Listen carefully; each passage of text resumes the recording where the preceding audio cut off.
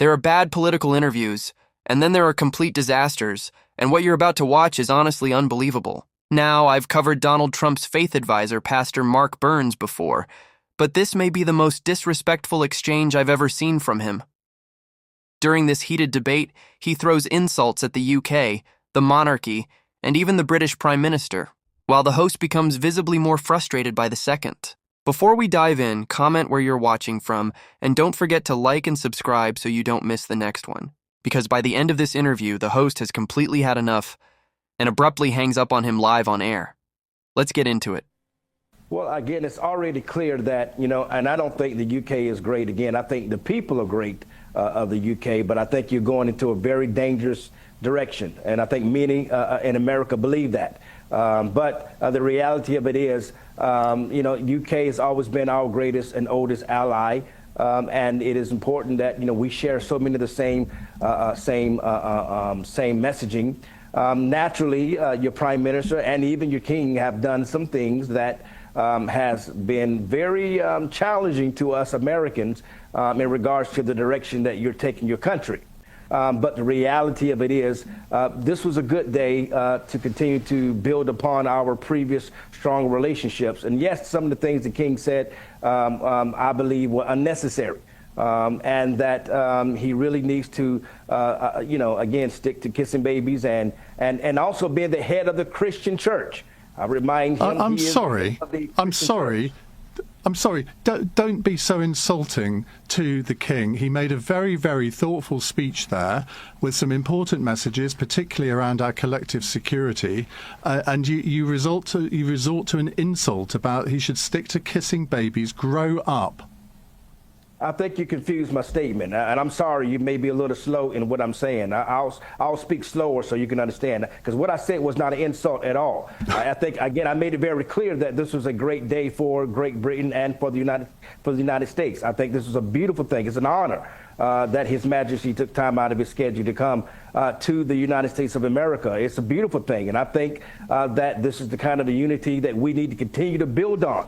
There are some policies that you are having in your country that is challenging to us conservatives here in America, but that's neither here nor there. Again, so I'm sorry you must have misunderstood what I said as an insult. It wasn't an insult. He is still the head of the Christian church in the UK. He is the head of the Church of England. And to many Christians in the UK are challenged or disturbed that his actions have seemed to be belittled the Christian faith while promoting other faiths, while he is still the head of the Christian church. But it's an honor that he came to the United States. Sorry, he spent a substantial section of his speech reaffirming his Christian faith and explaining why it's important not just to him but to our country, to your country. I'm not quite following you about how he's sort of tried to undermine it. Well, again, I'm not speaking specific to the speech. I think the outcry of American Christians and the outcry of the UK Christians previously has caused His Majesty to echo his strong sentiments of the Christian faith. And that's a beautiful thing. That's what we wanted to see. That's what we want to hear. Again, that is more so for the Christians in the United Kingdom. Who felt very strongly that their king, the head of the Church of England, has diverted from, promoting the Christian faith in the UK. But again, I think it was a beautiful thing. I think to see all of the great supporters who were there to support His Majesty, the King, what an honor. I do hope to get to meet him myself, especially when I come back to London. And so to be able to continue to preach prosperity and unity amongst our two countries. But again, there are some challenges that's still there, especially with your prime minister, but hopefully we can get them worked out. Well, I'm no fan of our Prime Minister, but the insults that Donald Trump has doled out to him ever since the attacks on Iran have been utterly despicable, not the sort of thing that you would expect from the head of one state to the Prime Minister of another. And then 3 days before this visit takes place, we have administration officials, apparently with the endorsement of the White House, saying that President Trump is calling into question UK sovereignty over the Falkland Islands. And you think, well, on what planet is that an appropriate thing to do 3 days before the King of the Falkland Islands visits this country?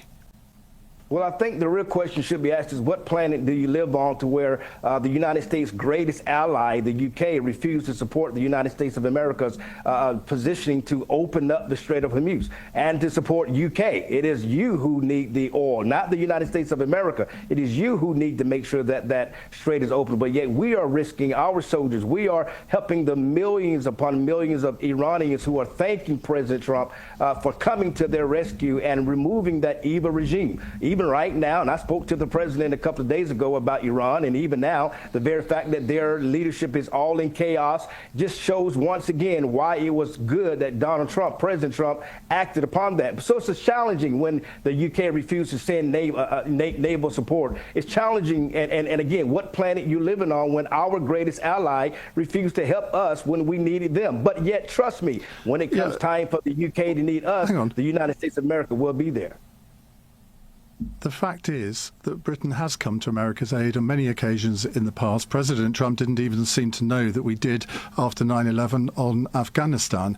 It is for sovereign nations, whether it's Britain, Germany, France, any nation, to decide whether they are going to take part in military action. Now, I happen to disagree with our government stance on this, but I fully respect our elected government's right to make that decision.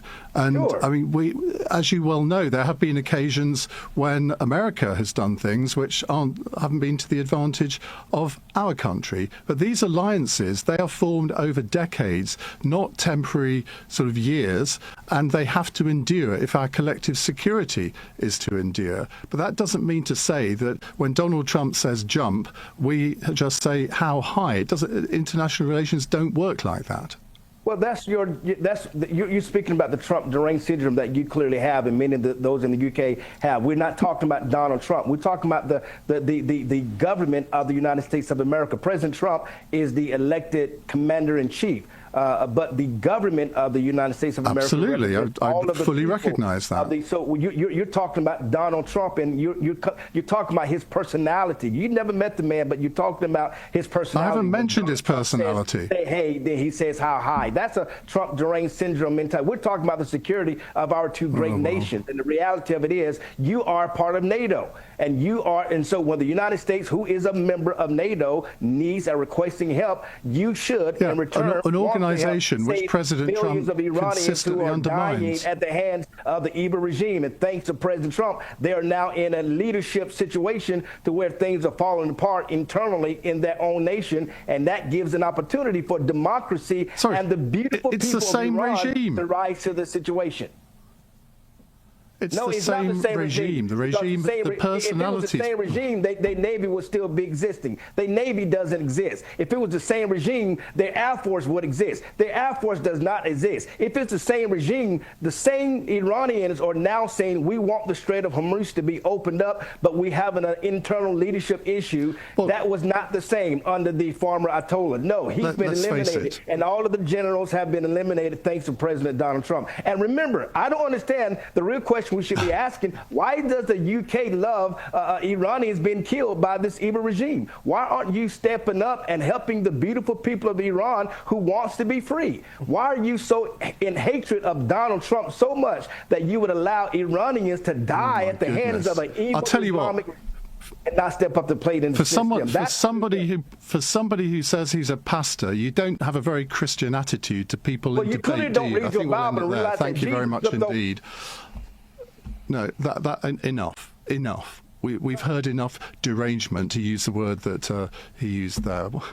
Look, there are a few things that seriously need to be said after watching that interview. Because whether people like hearing it or not, exchanges like this are exactly why America's image around the world has taken such a massive hit in recent years. And no, this is not anti-American, not even close.